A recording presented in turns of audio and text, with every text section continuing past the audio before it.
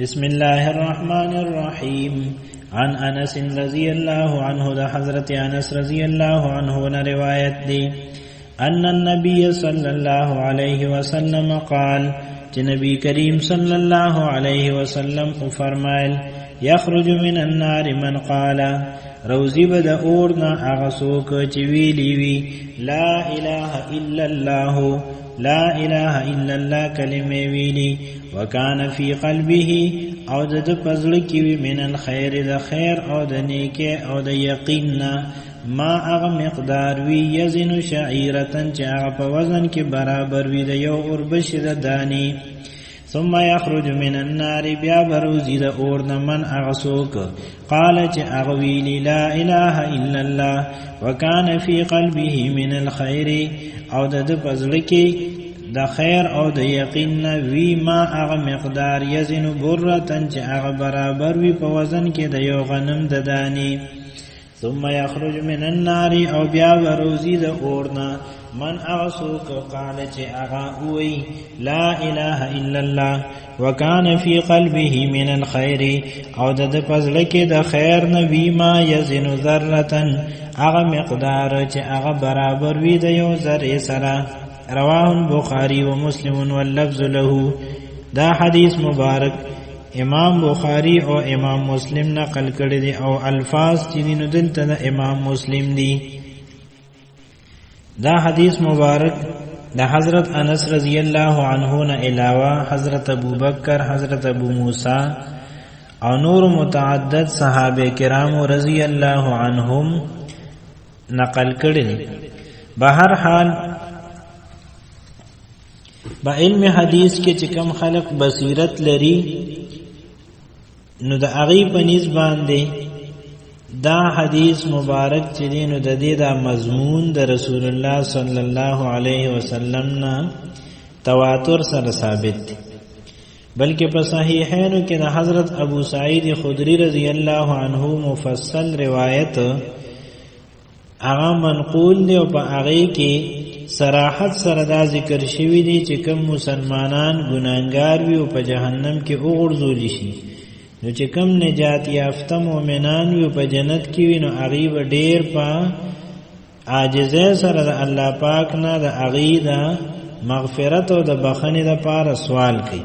او الله پاک به دې د سوال چې دین او هغه قبول کړي او دې له اجازه ورکړي چې تاسو لاړ شئ او چې پچا کې تاسو ته د یو دینار برابر خیر په نظر راشي نو هغه روباس نو ډیر لوی تعداد کې داسې خلک چې دین او هغه به د اور نه راوستل شي بیا به دې ته اجازه وکړي شي چې تاسو لاړ شئ او چې پچا کې د نیم دینار برابر خیر وي نو هغه روباسي نو بیا به یو لوی تعداد چې دین او هغه د جهنم نه راوستل شي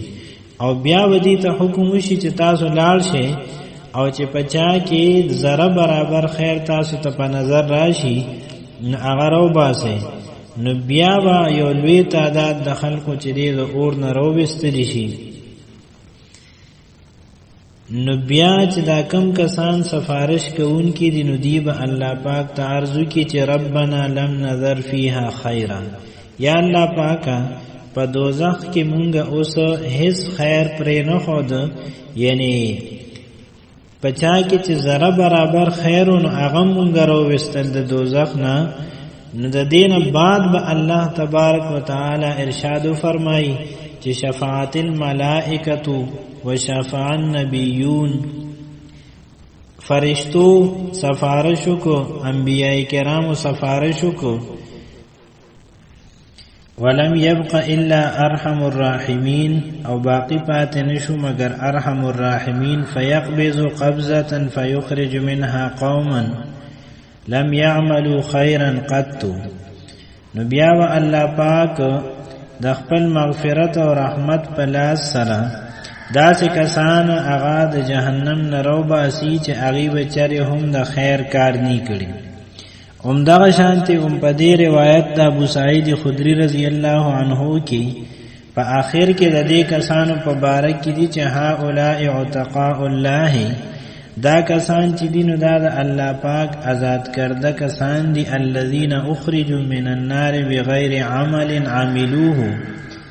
دا هغه کسان دي چې دا اور نه بغیر د داسې عمل نه راستلی شوي دي چې عادي کړي ولا خیر قدموه